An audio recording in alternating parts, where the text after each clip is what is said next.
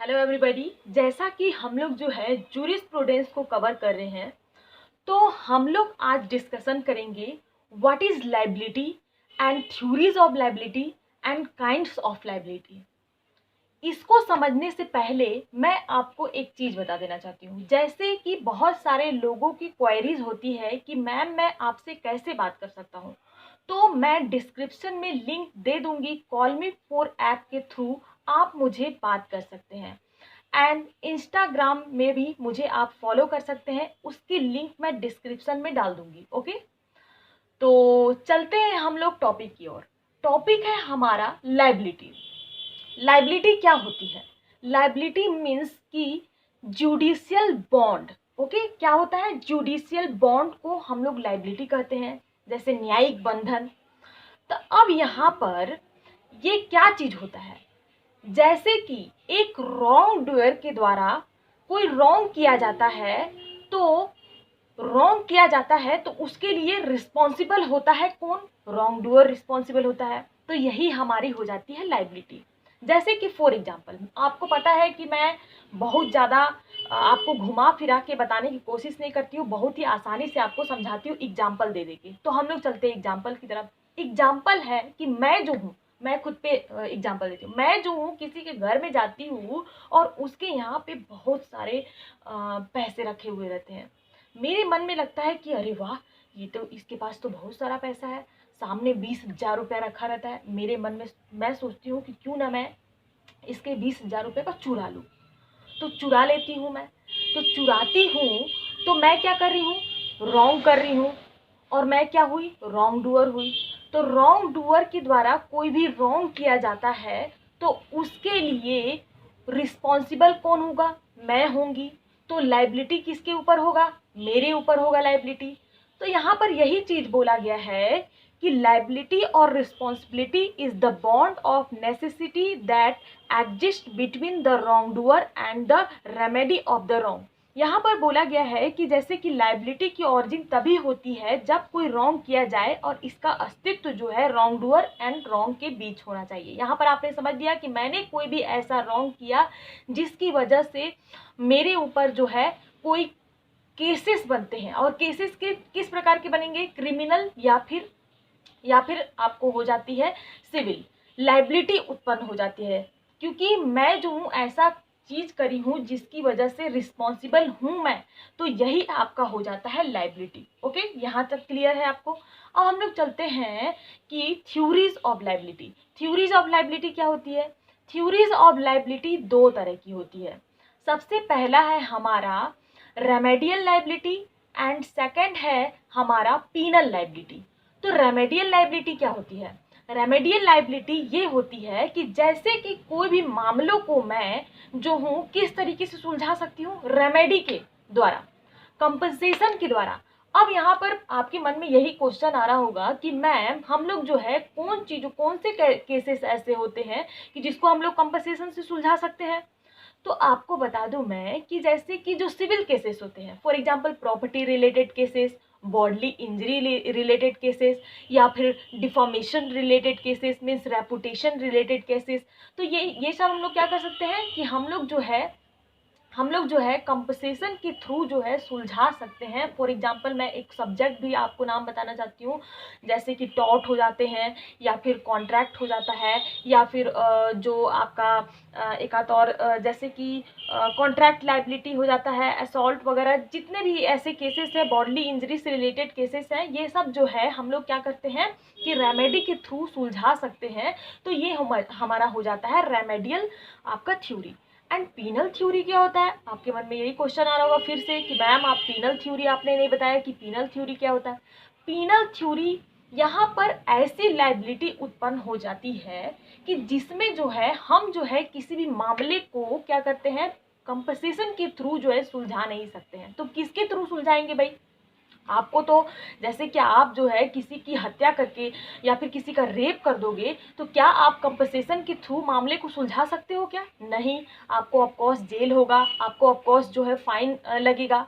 तो यहाँ पर पीनल मीन्स कि दंड दिया जाएगा, यहाँ पर आपको जो है सजा का प्रावधान किया जाएगा, वो आपका हो जाएगा पीनल थ्योरी के अंतर्गत। आपको जो है जैसे कि आपको जो है दो चीज़ों को देखा जाएगा, आपका actor serious and mens rea means कि आपकी आपराधिक मनस्थिति एंड आपका जो है इंटेंशन वगैरह आपको देखा जाएगा। तो यहाँ पर यही चीज़ बोला गया है पीनल थ्योरी के अंतर्गत कि आप जो है जो आप ऐसा कार्य करते हैं, आप ऐसा रॉन्ग करते हैं जिसमें आपकी लाइबिलिटी जो है दंडनात्मक होती है, मीन्स की पीनल तरीके की होती है, तो ये आपका पीनल थ्योरी के अंतर्गत आएगा। अब हम लोग चलते हैं काइंड्स ऑफ लाइबिलिटी के बारे में हम लोग समझते हैं। काइंड्स ऑफ लाइबिलिटी जो है आपको जो है बहुत सारे बुक में बहुत तरीके की दी हुई रहती है, लेकिन मैं आपको बहुत ही ईजिली वे में आपको बताते जाऊंगी। आप जो है ध्यान से सुनिएगा, तभी मैं एग्जांपल दे के आपको केसेस लॉ के थ्रू आपको समझाते जाऊंगी।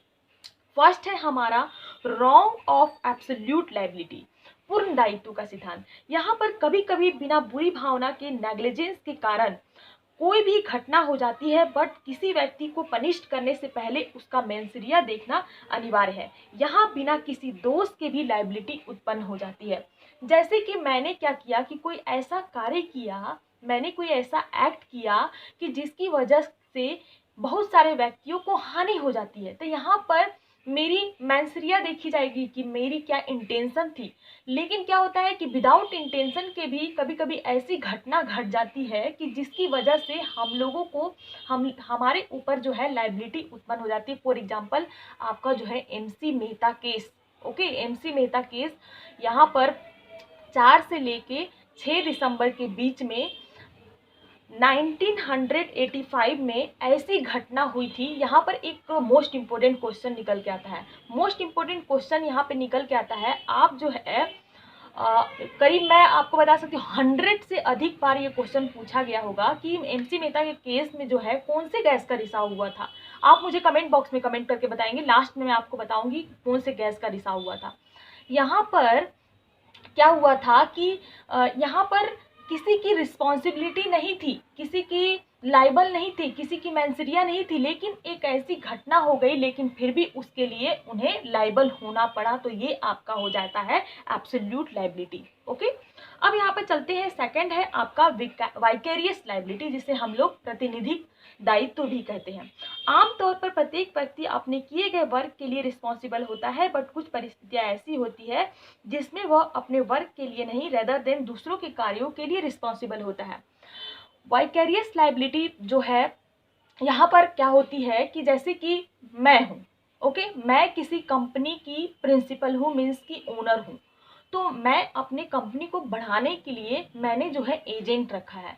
तो मैं क्या कहती हूँ कि अब क्या करता है कि एजेंट जो है कुछ ऐसा मिस्टेक कर देता है, तो यहाँ पर जो एजेंट जो है अगर मिस्टेक करता है तो उसके लिए मैं जिम्मेदार होंगी। तो यहाँ पर ये आपका हो जाता है वाइकेरियस लाइबिलिटी। मीन्स यहाँ पर बहुत सारे एग्जाम्पल दिए हुए हैं कि प्रिंसिपल की गलती के लिए एजेंट जिम्मेदार होगा, एंड ओनर की सर्वेंट की गलती के लिए ओनर जिम्मेदार होगा। एंड जैसे कि पाउंड ने तो इसे जो है डीप पॉकेट रूल मीन्स की धनाढ्य नियम भी कहा है। यहाँ पर तीन तरह से लाइबिलिटी उत्पन्न हो जाती है, जैसे कि बाय रिलेशन मीन्स मैंने आपको वाइकेरियस लाइबिलिटी के अंतर्गत मैंने वीडियो बनाई हूँ, आप देख सकते हैं कि प्लेलिस्ट में हमारा टॉट का वीडियो पड़ा हुआ है, उसमें आप देख सकते हैं कि वाइकेरियस लाइबिलिटी के बारे में मैंने क्या बताया है।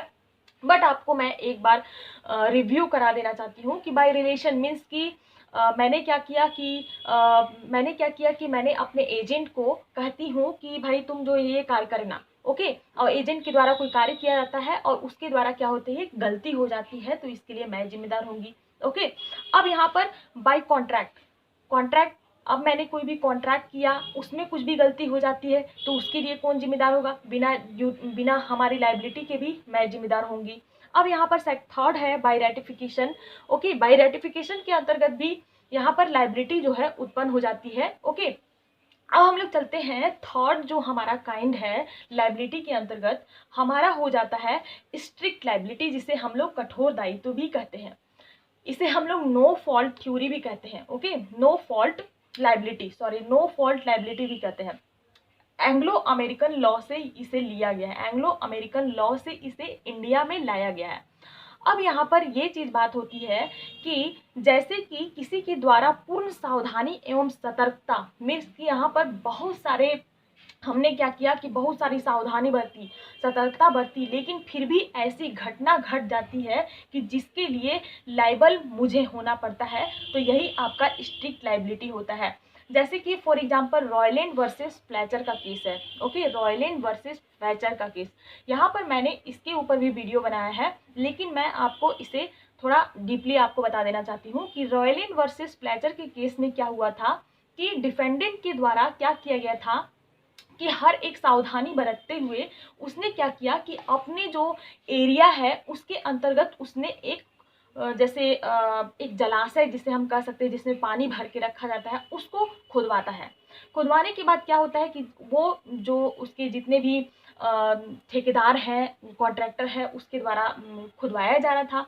लेकिन क्या होता है कि उसमें एक मिस्टेक हो जाता है कि जैसे ही वो जलाशय जो है खुदवा रहा था, मीन्स कि उसको कुछ चीज़ों से उसे मट्टी को निकलवा रहा था, मट्टी बहुत बड़ी जलाशय का निर्माण हो जाता है। लेकिन क्या होती है कि जो जलाशय रहता है उसके नीचे जो है अंदर अंदर छोटे छोटे होल्स होते हैं, छोटे छोटे होल्स होते हैं, उसको जो है ठेकेदार जो है, कॉन्ट्रैक्टर जो है नहीं देखता है। और नहीं देखने के कारण जब उसमें जो है उस जमीन के अंदर खोदा जाता है, मट्टी को निकाल दिया जाता है, निकालने के बाद में उसमें जो है हम पानी डाला जाता है। जब पानी डाला जाता है तो छोटे छोटे होल से क्या होती है कि होल से पानी जो है जाते हुए उस जो प्लेंटिफ है उसके कोयले की खान में जाके चली जाती है। अब वहां पर कोयले की खान में चली जाती है, उसमें क्या है कि बहुत सारे मजदूर लोग काम कर रहे होते हैं, और मजदूर लोग काम जब कर रहे होते हैं तो वहां उसकी जितनी भी कोयले की खान है उसमें पानी भर जाती है और उसका पूरा कोयले का खान जो है बर्बाद हो जाता है। तो यहाँ पर क्या था कि उसकी जो है वो जो डिफेंडेंट है उसकी गलती नहीं रहती है, उसने सारा चीज जो है सावधानी एवं सतर्कता बरतते हुए सारा जो है कार्य कराया था, लेकिन फिर भी यहाँ पर उसकी लाइबिलिटी उत्पन्न हो जाती है कि मीन्स कि क्या हुआ कि उसने जो है एक तरीके से इस तरीके का कार्य किया जिसकी वजह से प्लेंटिफ को दिक्कतों का सामना करना पड़ा, प्लेंटिफ को बहुत ज़्यादा ही असुविधा हुई। तो यहाँ पर यही चीज बताया गया है Rylands versus Fletcher 1968 LR3HL House of Lord जिसे हम कहते हैं 330 के केस में यही बताया गया है कि आपका कोई दोष नहीं होता है, लेकिन फिर भी आपकी ड्यूटी होती है, जिसे हम लोग नो फॉल्ट लाइबिलिटी भी कहते हैं। यहाँ पर बोला गया है कि सावधानी और सतर्कता बरतते हुए भी किसी भी व्यक्ति को इंजरी पहुंचती है तो इस इंजरी के लिए वह व्यक्ति जो है जिम्मेदार होगा। ओके, अब यहाँ पर चलते हैं कि इसके जो है 3 एक्सेप्शंस दिए हुए हैं। 3 एक्सेप्शंस ये है कि सबसे फर्स्ट है act of God. Act of God, इसके ऊपर भी मेरा वीडियो बना हुआ है। Act of God, and act of God के बारे में जो है अभी जो है AIBE के एग्जाम में एक्ट ऑफ गॉड के बारे में पूछा गया था कि what is act of God, तो इसलिए आप इसे देख लेंगे। Okay, act of God means कि गॉड के द्वारा कोई भी ऐसा कार्य, गॉड के जैसे पानी बरस रही है या फिर बिजली कड़क रहा है, उसके अंतर्गत किसी भी व्यक्ति को हानि पहुंचती है, तो ये आप उसके लिए कोई भी प्लेंटिफ या डिफेंडेंट कोई जिम्मेदार नहीं होगा। ओके, एंड सेकंड पॉइंट है कि मिस्टेक ऑफ प्लेंटिफ। अब यहाँ पर प्लेंटिफ ही कोई मिस्टेक कर देता है, तो यहाँ पर प्लेंटिफ अगर मिस्टेक करता है तो डिफेंडेंट थोड़ी जिम्मेदार होगा, रिस्पॉन्सिबल थोड़ी होगा। एंड थर्ड हो जाता है कि किसी भी स्ट्रेंजर का कोई एक्ट होता है जिसके अंतर्गत किसी भी व्यक्ति को हानि पहुंचती है, तो उसके लिए ना तो डिफेंडेंट जिम्मेदार होगा, रिस्पॉन्सिबल होगा, और ना ही प्लेंटिफ रिस्पॉन्सिबल होगा। ओके, तो आपने आज स्ट्रिक्ट लाइबिलिटी को समझा। एंड आपका फोर्थ पॉइंट आ जाता है क्रिमिनल लाइबिलिटी, मीन्स की आपराधिक दायित्व। यहाँ पर आपराधिक दायित्व क्या होता है? आपराधिक दायित्व के अंतर्गत जब कोई भी क्रिमिनल एक्ट करता है तो उस पर क्रिमिनल लाइबिलिटी उत्पन्न हो जाती है। आपराधिक मीन्स की क्रिमिनल जो लॉ है उसका उद्देश्य जो है अपराधों को रोकना एवं शांति बनाए रखना है। जैसे कि मैंने जो है किसी की हत्या कर दी, ओके, तो यहाँ पर मेरे ऊपर कौन सी लाइबिलिटी हो जाएगी? ऑफकोर्स क्रिमिनल लाइबिलिटी होगी। यहाँ पर कुछ इसेंशियल एलिमेंट्स दिए गए हैं कि मेरा मोटिव क्या था क्राइम का, मीन्स कि मैंने जो है मीन्स कि मेरा इंटेंशन देखा जाएगा, मैंसरिया देखा जाएगा। सेकंड हो जाता है मैग्नीट्यूड, मीन्स कि अपराध की सीमा क्या थी। ओके, पनिशमेंट देने से पहले अपराध की सीमा भी देखी जाएगी कि मीन्स कि मैग्नीट्यूड क्या था। थर्ड है कैरेक्टर ऑफ ऑफेंस, मीन्स कि किस तरीके का मैंने अपराध किया, कहीं ऐसा तो नहीं कि मैंने जो अपराध किया है तो कैसा अपराध किया है, कैसा क्राइम किया है। ऐसा तो क्राइम नहीं किया है कि मेरे से जानबूझकर किया गया हो, या फिर हो सकता है कि मैं जो हूँ मिस्टेक से मैंने किसी की हत्या हो गई, मिस्टेक से किसी की हत्या हो गई। तो यहाँ पर आपकी जो है मैंसरिया को देखते हुए आपका जो है जो कैरेक्टर है, ऑफेंस के कैरेक्टर को देखते हुए ही आपको सजा का प्रावधान किया जाएगा। यही आपका क्रिमिनल लायबिलिटी है। एंड आपका है फिफ्थ है civil liability. What is civil liability? यहाँ पर जैसे किसी भी व्यक्ति को बॉडली इंजरी, रेपुटेशन आपका खराब हो जाता है, या फिर प्रॉपर्टी रिलेटेड केसेस हो जाते हैं, इसके अंतर्गत आपकी सिविल लायबिलिटी उत्पन्न हो जाती है। फॉर एग्जाम्पल, जब किसी व्यक्ति को अपने रॉन्ग के लिए क्षतिपूर्ति में इसकी कंपनसेशन देना पड़े तो उसे हम लोग सिविल लायबिलिटी कहते हैं। सिविल लायबिलिटी जो है किसी भी व्यक्ति के मरने के बाद भी खत्म नहीं होती है। यहाँ पर इतना मतलब स्ट्रॉन्ग लायबिलिटी है, किसी की मरने के बाद भी जो है वो लायबिलिटी जो है खत्म नहीं होती है। जैसे कि किसी भी व्यक्ति का, यहाँ देखिए, किसी भी व्यक्ति को अगर डैमेज जो है अधिक हुआ है तो उसी प्रकार उसे कंपनसेशन उसी प्रकार निर्धारित किया जाएगा, depend on level of loss. And अगर किसी ने डैमेज किसी को कम किया है तो उसी प्रकार उसकी लायबिलिटी भी कम होगी। तो यहाँ हम लोगों ने 5 प्रकार की लायबिलिटी को समझा।